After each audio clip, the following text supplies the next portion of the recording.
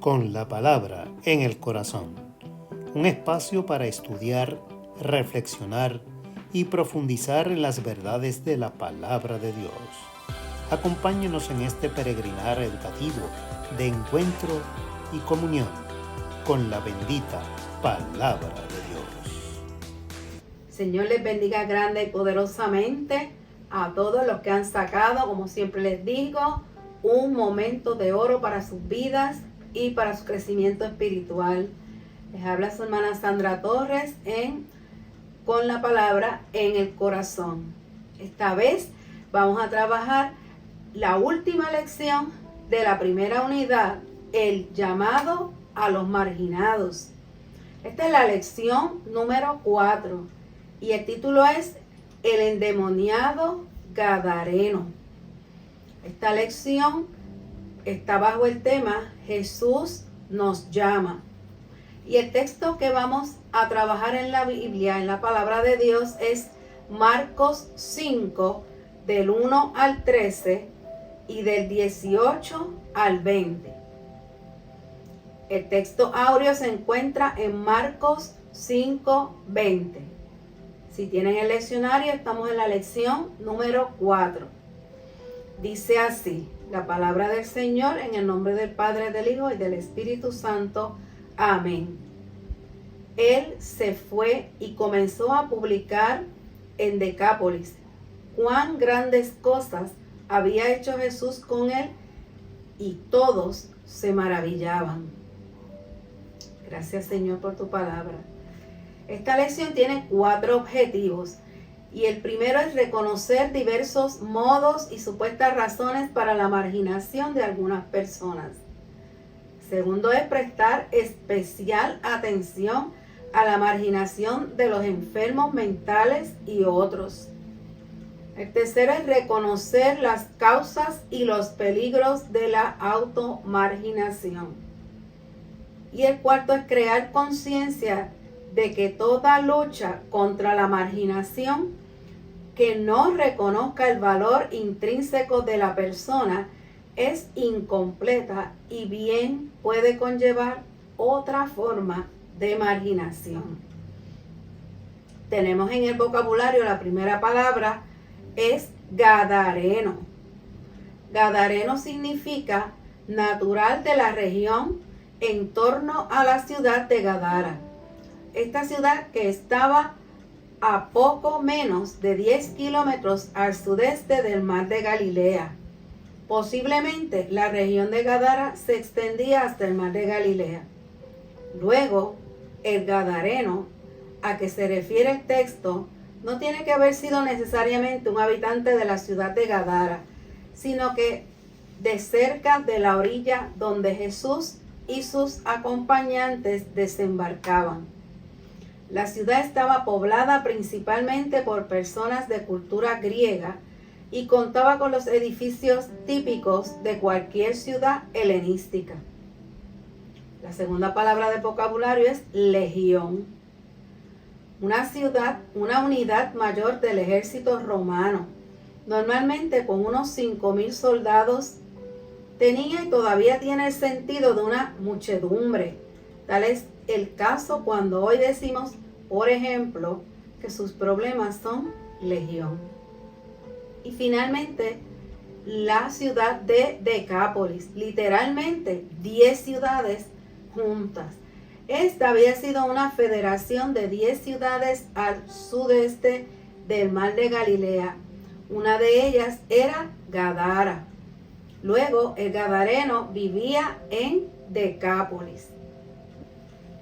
Y pasamos a la lectura bíblica que se encuentra en Marcos 5, del 1 al 13 y del 18 al 20.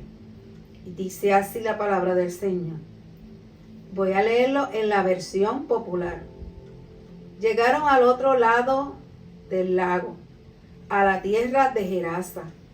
En cuanto Jesús bajó de la barca, se le acercó un hombre que tenía un espíritu impuro. Este hombre había salido de entre las tumbas, porque vivía en ellas.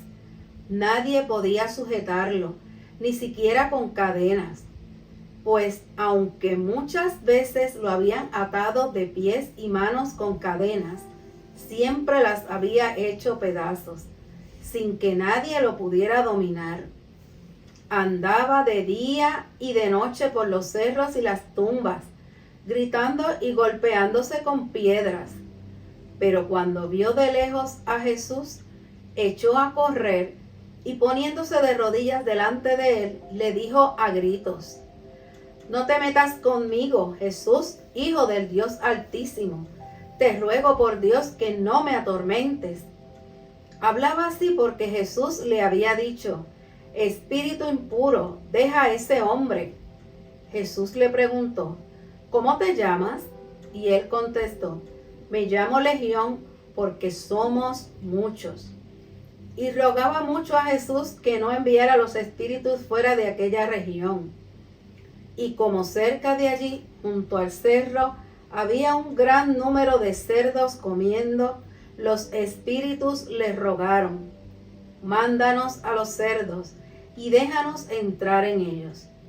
Jesús les dio permiso y los espíritus impuros salieron del hombre y entraron en los cerdos. Estos, que eran unos 2000, echaron a correr pendiente abajo hasta el lago y allí se ahogaron. Al volver Jesús a la barca, el hombre que había estado endemoniado le rogó que lo dejara ir con él. Pero Jesús no se lo permitió, sino que le dijo: «Vete a tu casa con tus parientes y cuéntales todo lo que el Señor te ha dicho y cómo ha tenido compasión de ti». El hombre se fue y comenzó a contar por los pueblos de Decápolis lo que Jesús había hecho por él, y todos se quedaron admirados.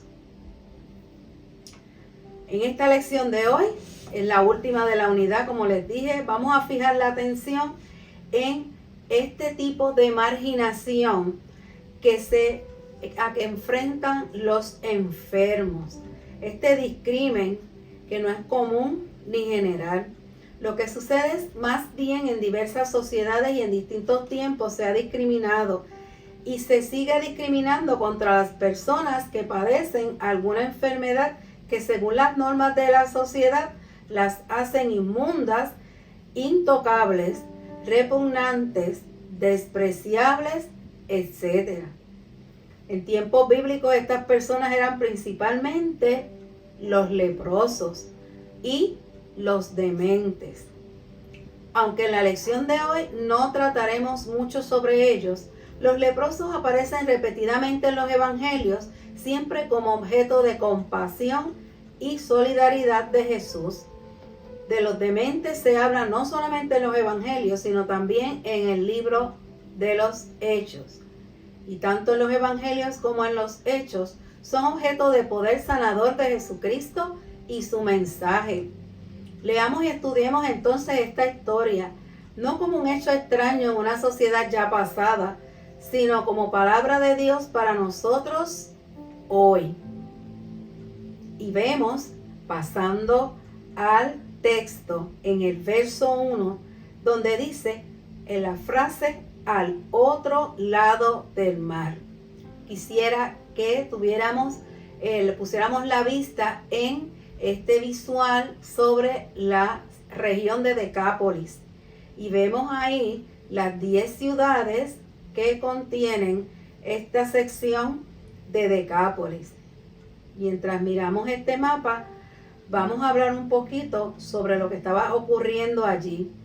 En Decápolis, allí estaba lo que se conoce como el Mar de Galilea, que también a veces se llama Lago de Galilea. En el capítulo anterior, Jesús y sus discípulos están en Galilea y al oeste del lago. Ahora están al cruzar, ahora están al este y están en la región de Decápolis.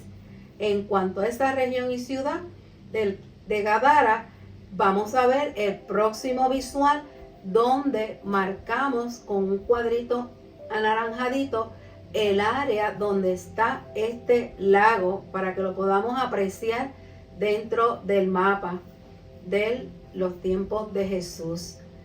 Ya en el verso 2 dice, cuando salió él de la barca, obviamente cruzó el lago, ¿verdad? Está al otro lado, está saliendo de la barca y él andaba con sus discípulos. En ese momento lo sorprendió la tormenta y Jesús calmó las aguas. Habiendo ocurrido eso, le sale al encuentro que en la Biblia Reina Valera de 1995 dice claramente, vino a su encuentro. Y navegaron hasta Gadara, en la margen opuesta del lago.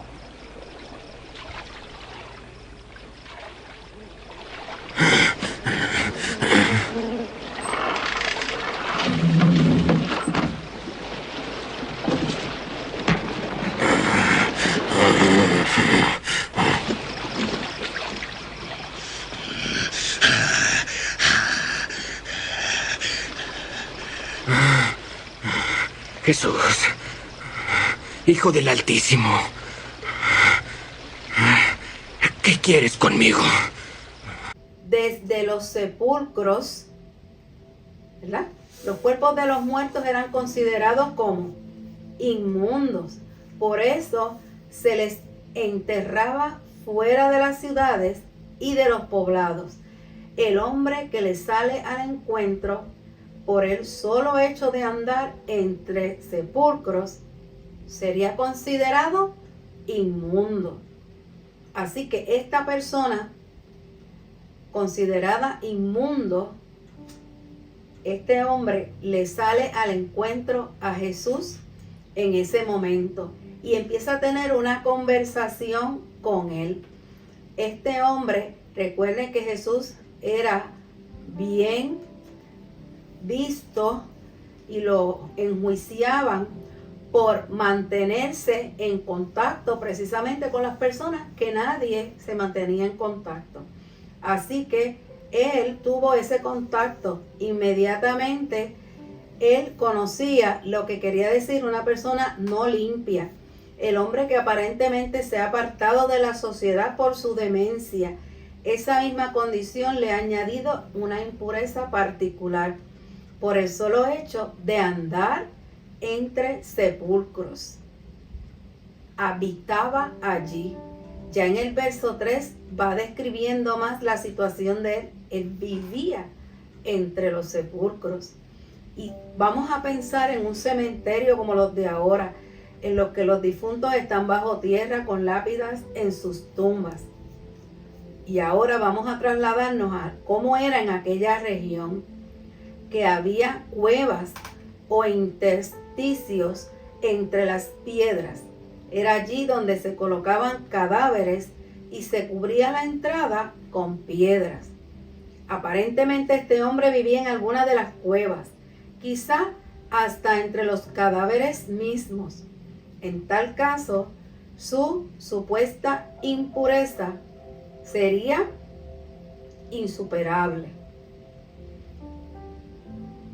Ya en los versos 3 al 4 dice, nadie podía sujetarlo, nadie lo podía atar, no lo podían aguantar. Las cadenas que usaban para aguantarlo, él las hacía pedazos y desmenuzaba los grillos. Esto parece sugerir que los habitantes de la región, o por lo menos los parientes, todavía trataban de ocuparse de él. Sabían que estaba enfermo y que estaba descontrolado, pero no podían desentenderse, ¿verdad?, completamente de él, y lo trataban de amarrar, pero la fuerza era increíble, capaz de romper cualquier atadura, aunque fuera con cadenas y grillos. No se nos dice que el hombre fuera violento o que atacara o lastimara a alguien, pero sí nos da a entender que le temían, no solamente por la condición, sino también por la enorme fuerza física que tenía.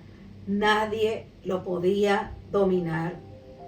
Con esto se resume lo antedicho. Este hombre, incapaz de dominarse, era tan fuerte que nadie podía dominarlo. Pasamos al verso 5, donde dice: siempre, de día y de noche, andaba gritando. Andaba hiriéndose con piedras. Y al leer las palabras de día y de noche, entendemos que su condición no le daba descanso ni a él ni a las demás personas.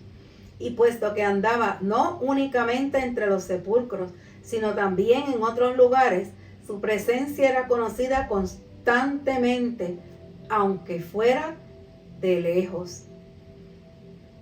Vamos a ver qué quiere decir hiriéndose con piedras, ¿verdad? Este endemoniado no era solamente una supuesta amenaza para los demás, aunque no hay indicios de que se violentara contra persona alguna, sino que él mismo era el que se hacía daño.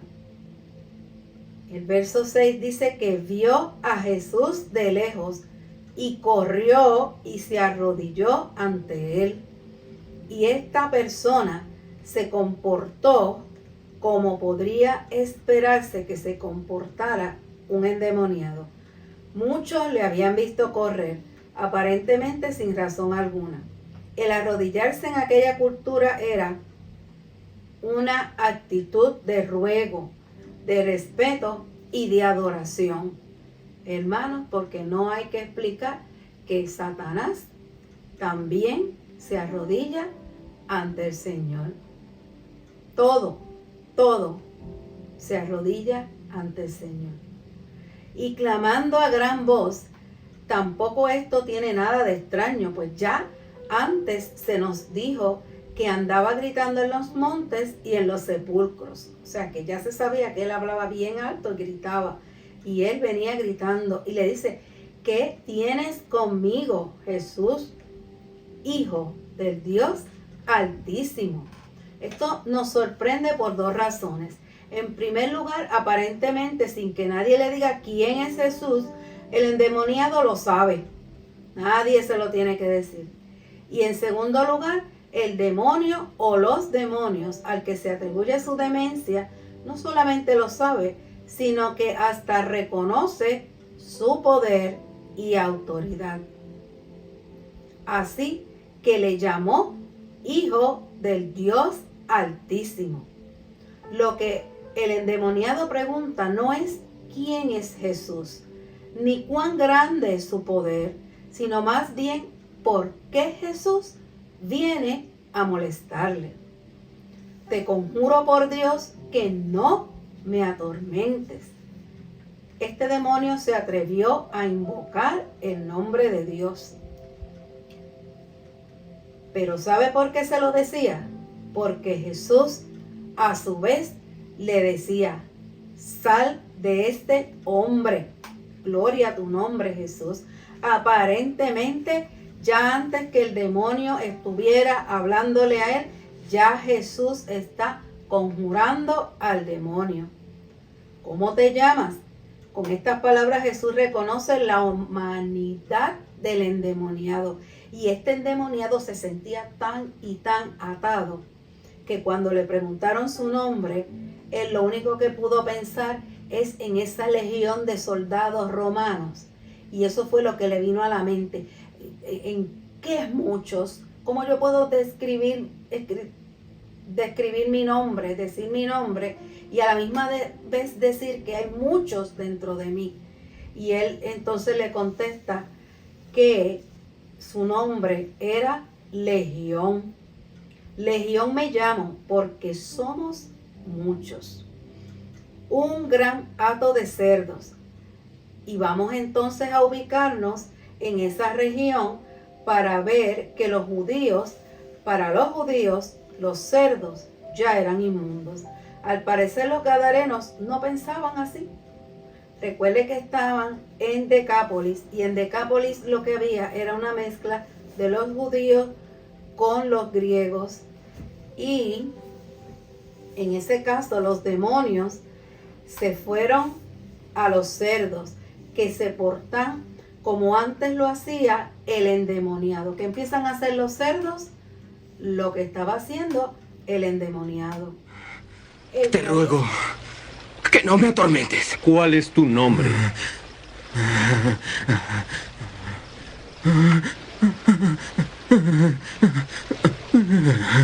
Legión. Señor, te lo rogamos. No nos mandes al abismo. Déjanos entrar en la manada de los cerdos.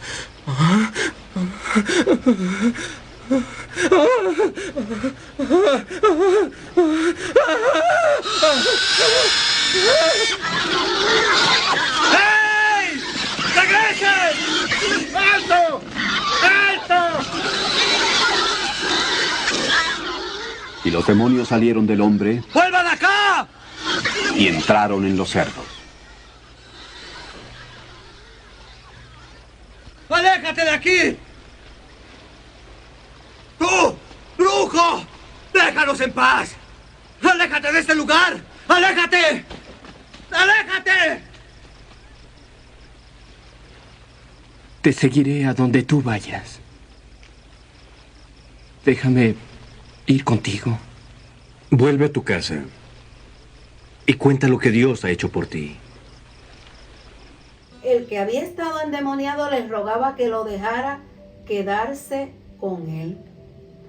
Ya en el verso 18, porque recuerde que la lectura que estamos estudiando, ¿verdad?, va del verso 13 y brinca al 18. En el 18 dice, el que había estado endemoniado le rogaba a Jesús, por favor, déjame quedarme contigo. En contraste con algunos otros quienes Jesús sana en los evangelios, este hombre en agradecimiento se quiere ir con Jesús a seguir haciendo el trabajo cerca de Jesús. El verso 15, que no está en el texto impreso, nos dice que el hombre estaba ahora sentado, vestido y en su juicio cabal. Ya en los últimos 2 versos de la lección, Jesús no quiso que él siguiera con él en su misión y le da la orden y le dice, no, mejor vete a tu casa, vete con tu familia. Fíjense que ahorita habíamos dicho que había una familia, que habían unas personas que estaban pendientes de él, que lo estaban tratando de ayudar, de atarlo, de mantenerlo bien, de que no se hiciera daño, ¿verdad? Pues Jesús le dice, vete con ellos, vete con tu familia. Quizá pensando, han sufrido tanto, pues vete con ellos para que te disfruten ahora de una manera sana como tú estás, ¿verdad? Y cuéntale a tu familia. Así que él se fue y comenzó a publicar por las 10 ciudades, por Decápolis, cuán grandes cosas había hecho Jesús con él. Este hombre muestra su gratitud mediante la acción obediente. Él hubiera preferido entrar a la barca con Jesús e irse con él. Pero Jesús le da otras instrucciones. Su deber es quedarse donde está y allí contar lo que ha sido hecho por él. Eso es lo que hace. Y todos se maravillaban. Es notable el hecho de que este hombre, quien había sido despreciado entre los suyos por su enfermedad, y ahora a quien los judíos despreciaban por ser gadareno, es uno de los primeros que anuncian el poder y la gloria de Jesús y la obra del Señor mediante la sanidad, específicamente en este lugar. Así que vemos, hermanos, en la aplicación cómo aquel hombre y cómo el hijo pródigo, vamos a compararlo con el hijo pródigo, muchos se automarginan hiriéndose, sino con piedras como aquel hombre, ciertamente con una baja estima, con depresiones injustificadas, con falta de ambición.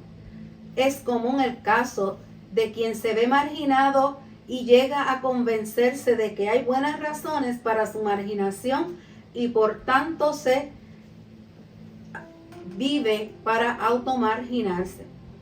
No conocemos algunas mujeres que se convencen de que son en realidad inferiores a los varones y que por tanto su marginación se justifica? No conocemos a personas de otras culturas que llegan a convencerse de que su cultura es realmente inferior y se dedican a emular a quienes las marginan. El gadareno en nuestro pasaje había aceptado su marginación a tal punto que no quería salir de ella. Cuando se encuentra con Jesús, sabiendo que tiene poder para sanarle, le conjura en el nombre de Dios para que no lo haga. Fíjese, hermano, hasta dónde llegaba esos demonios y esa vida que él tenía, que él tuvo que presentarse ante Dios, ante Jesús mismo, y le dice: déjame tranquilo, no sabiendo que lo que había para él era un futuro mejor. Muchas veces en esta sociedad vemos y entran a las iglesias y están en las plazas y vemos lugares donde los recogen estas personas que deciden vivir sin hogar, sin techo, sin nada. Y hermanos, se hace lo imposible, se le buscan las ayudas, se llevan a los hospitales, se vendan las heridas, se le dan bolsitos con ropa y comida y se le hace cita para que vayan a los sitios y empiecen a cambiar. Pero no quieren aceptar la ayuda. Así que viven atormentados. Muchas personas viven atormentadas y nosotros tratamos de no marginarlos, de no tenerlos nosotros por menos, pero son ellos mismos los que, como dice la lectura, ellos mismos se dan con las piedras, ellos mismos siguen buscando las cosas que le hacen daño, ellos mismos siguen dañándose. Este tema es bastante retador para todos nosotros, ¿verdad? En cada país, en cada estado, en cada familia, tenemos personas también que por más que tratamos, tampoco quieren y hasta prefieren seguir sintiéndose marginados y no quieren la ayuda. Así que, ¿qué podemos hacer por ellos? Hermano, la oración y el enfrentarnos a esa realidad hasta que ellos se puedan dar cuenta de dónde están y lo que Dios tiene para ellos. Este tema de la marginación, ¿verdad? El punto 1 del resumen nos dice: ha ocupado nuestro interés por espacio de un mes. La principal conclusión a la que hemos llegado ha sido que Jesús muestra un interés particular en las personas marginadas. El niño, la samaritana, el gadareno o en las personas que piensan merecerlo, como el hijo pródigo. La marginación es parte de la injusticia que reina en nuestro mundo. Recuerden que estamos en un mundo pecaminoso y la marginación es algo que nace natural de nuestra propia concupiscencia, ¿verdad? Marginar a las personas, sea por la ropa, sea por el lugar donde viven, sea por la profesión o por las diferentes cosas. Eso está dentro de nosotros. Hemos tenido 4 lecciones que nos han tocado duro el corazón y la mente, tratando de eliminar esas barreras de marginación que nosotros tenemos. Así que como creyentes en Cristo tenemos la obligación de oponernos a ella y debemos hacerlo con todos nuestros recursos. Pero es necesario tener cuidado, no sea que esa misma lucha contra la marginación nos lleve a marginar a las mismas personas a quienes procuramos ayudar. Tenemos que recordar constantemente que cada una de ellas es una persona única, con su nombre, historia y personalidad, y que sencillamente caracterizarlas por la marginación que sufren es otro modo de marginarlas. El último punto de resumen nos dice: si es verdad que Jesús se interesa particularmente por las personas marginadas, Todo esto es un llamado a reconocer nuestra propia marginación, a confesar nuestras debilidades ante Dios. Sin tal reconocimiento y confesión, que nos hace muy difícil recibir los grandes dones que el Señor nos tiene deparados. Y hermanos, finalmente quisiera darle unas palabras del comentario bíblico que dice que consideremos por otra parte a Moisés. Moisés, después que el pueblo había hecho el becerro de oro, cuando él estaba en la cima de la montaña, recuerda cómo le pidió a Dios que le borrara del libro de sus memorias a cambio de que perdonara al pueblo. A ese nivel es que el Señor quiere que tratemos a los marginados. A ese nivel, cuando esa compasión tan grande en el corazón de Moisés le decía al Señor: si tienes que borrar mi nombre del libro de las memorias con tal de perdonarlo. Eso es precioso, hermano. Ellos han escogido estar marginados, pero nosotros sabemos porque andamos en la luz, que ellos están en oscuridad, que necesitan la luz. Debemos orar por ellos y pedirle al Señor hasta el cansancio que los perdone y los ayude. Recuerden también el sentimiento de Pablo hacia Israel, y que estaba dispuesto hasta condenarse a fin de que el pueblo se salvara. Eso lo vemos en Romanos 9. Señor, si tienes que condenarme a mí para que tu pueblo se salve, aquí estoy. Eso es la grandeza de Jesús ante los marginados, ante los pecadores.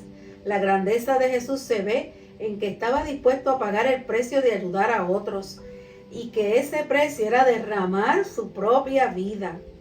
Seguimos sus huellas únicamente cuando estamos dispuestos a gastar no nuestro dinero, sino nuestras fuerzas, nuestra alma por los demás. Hasta aquí esta lección. El Señor les bendiga grande, profundamente, y será hasta la próxima, si así el Señor lo permite. Ahora les pido que me acompañen en la oración final.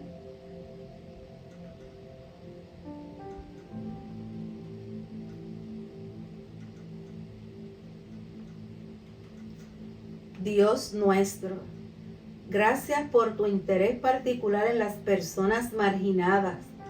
Danos luz, sabiduría y valentía para defender a quienes sufren las más dolorosas marginaciones. Danos amor para respetarles como personas, cada cual con su nombre y su identidad. Y danos valor para reconocer nuestras propias marginaciones, incluso las que internalizamos y llegamos a imaginar que merecemos. Por Jesús, quien por nosotros vino a experimentar y sufrir marginación. Oramos. Amén, amén, amén. Cuídense, hermanos. Hemos presentado Con la Palabra en el Corazón. No dejen de sintonizarnos la próxima semana y que Dios les bendiga.